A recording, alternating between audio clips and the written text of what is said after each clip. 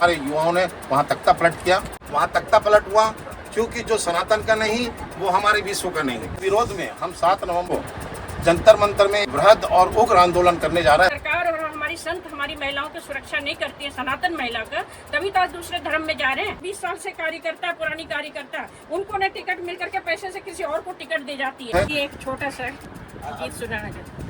संत बिना सब मंदिर सोना, क्या मथुरा क्या काशी, संत बिना सब सनातन सोना, क्या संसद क्या दिल्ली, संत बिना सब भारत सोना, संत बिना सब सोना। संत का सम्मान कीजिए सभी मिलकर के, संतों के बगैर दुनिया में कुछ नहीं है। संत ही अंतिम में सनातन को संभालेंगे।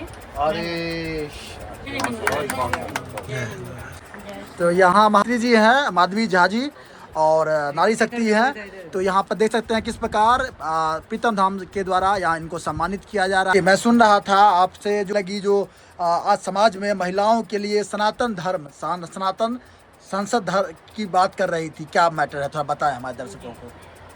मैं माधवी झा सनातनी, मैं बहुत सारे हिंदू संगठन के राष्ट्रीय प्रवक्ता हूँ, ब्राह्मण पंडित संघर्ष समिति के, और अंतर्राष्ट्रीय संतों के भी, और नरेंद्र मोदी मंच के भी इन्होंने हमें राष्ट्रीय प्रवक्ता और मुझे दिल्ली के प्रदेश महिला अध्यक्ष भी बनाया है। बहुत बहुत शुभकामनाएं, बहुत बहुत शुभकामनाएं। हमारे ऊपर है, तो मैं सोचती हूँ कि उत्तरदायित्व इस समय में सिर्फ सोशल मीडिया पे ही एक दूसरे को, सभी संगठनों को मैंने एक किया है। करीबन 10 लाख संगठन जो है उसमें है, मेंबर बने हुए हैं। उसके बाद जितने हमारे सनातन हमारे कार्यकर्ता हैं उनको भी जुड़ना पड़ेगा सभी संगठनों से, फिर मिल करके काम करेंगे। जिस तरह से हमारे सभी संतों ने एक जिम्मेवारी लिए हैं कि हमारे को हिंदू राष्ट्र बनाना है, गौ राष्ट्र बनाना है, और हमारे सनातन बोर्ड बने, तो उसी तरह से हमारी संगठन जो है, मैं एक्चुअली महिला शक्ति के लिए काम ज़्यादा कर रही हूँ, क्योंकि यदि महिला सुरक्षित है तो हमारा देश सुरक्षित है।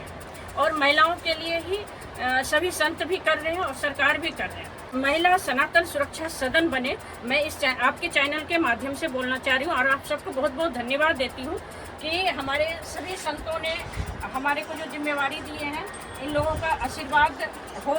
और मैं एक छोटी सी गिलारी हूँ, हम लोग सब मिल कर के जो काम कर रहे हैं, और इनके लिए जो है हम लोगों को अनशन सिर्फ ये अकेले नहीं करेंगे, जितने भी जिम्मेवारी दी है वो भी भूखे बैठेंगे। सरकार के सामने हम लोगों को प्रदर्शन करना है बड़े रूप में, और महिला सुरक्षा सदन बनना बहुत ही जरूरी है, क्योंकि यदि हमारी सरकार और हमारी संत हमारी महिलाओं की सुरक्षा नहीं करती है, सनातन महिला का, तभी तो आज दूसरे धर्म में जा रहे हैं। तो इसके लिए हम सब भी जिम्मेवार हैं। और देखिए, सरकार किसी की भी हो, हमारी मांगे तो सरकार ही पूरी करेंगी, और हमारा काम है मांग करना।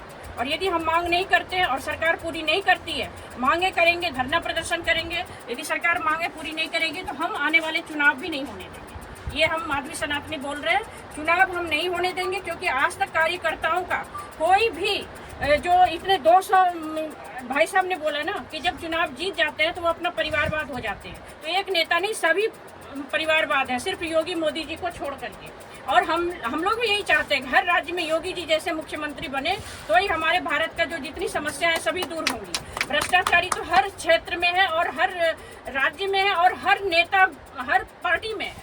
इसलिए हम किसी पार्टी को सही या गलत नहीं कह सकते हैं, लेकिन सरकार जब जिसकी होती है उसको बहुत पावर होता है कि रातों रात मोदी जी ने जो है किसी से पूछा नहीं और 370 नोटबंदी करा दी है। तो मुझे मोदी जी से बहुत ही उम्मीद है, अपने प्रधानमंत्री जी से, और मैंने विनम्र प्रार्थना करती हूँ कि जो महिलाओं की समस्या है, मोदी जी बेटी बचाओ तभी बचेंगी जब उनकी समस्या आप सुने।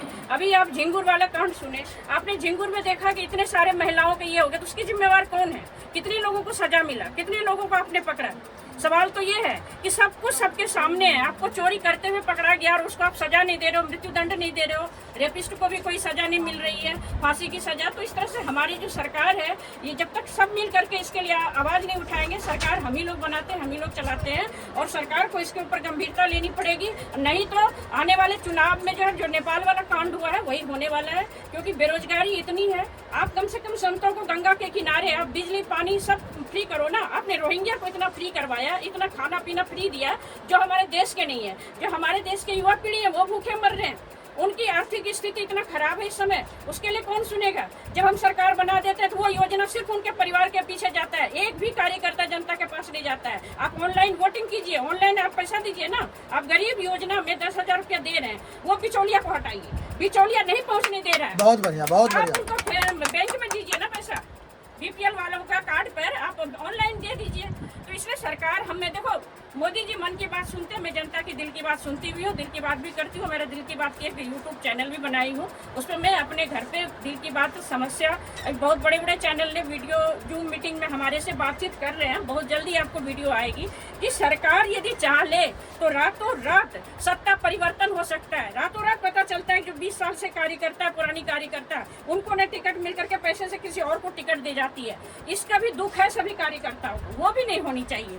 आप यदि जिससे मेहनत करवा रहे हो 20 साल से, उन्हीं के वजह से आप जीतते हो, और नहीं यदि कहीं बीजेपी आई है तो उनके कार्यकर्ता दुखी हैं। मैं आपके चैनल के माध्यम से कह रही हूँ, और उन्होंने रो रो करके हमको वीडियो बताया, बिहार में भी हर जगह। तो इतना दुखी मत कीजिए। यदि सरकार बनानी है तो जो कार्य कर रहे हैं 20 साल से, उनके ऊपर भी ध्यान दीजिए। वो तो वही वाली बात हो गई ना, गाय की जब तक दूध लेना होता है दूध लेते हैं, गाय को छोड़ दे रहे हैं। तो उसी तरह से आप कार्यकर्ताओं का जब तक यूज करना होता है करते हैं, बाद में उसको सोचते हैं उसका बुढ़ापा में आर्थिक रूप से कहाँ होगा। सब कार्यकर्ता का हेल्थ इंश्योरेंस, लाइफ इंश्योरेंस होना चाहिए, उनकी भी पेंशन होनी चाहिए। क्यों हम मेहनत कर रहे हैं, आपको कुर्सी दिला रहे हैं, आपका पेंशन, आप क्यों नहीं देशभक्त करते हो? नेता लोग अपना पेंशन छोड़ दे, अपना सैलरी छोड़ दे। कार्यकर्ता का ना आज तक हेल्थ इंश्योरेंस, लाइफ इंश्योरेंस, न पेंशन मिलता है। तो कार्यकर्ता पढ़ी लिखी कार्यकर्ता है, अब ये कार्यकर्ता अपना समय बर्बाद नहीं करेंगे नेता के पीछे।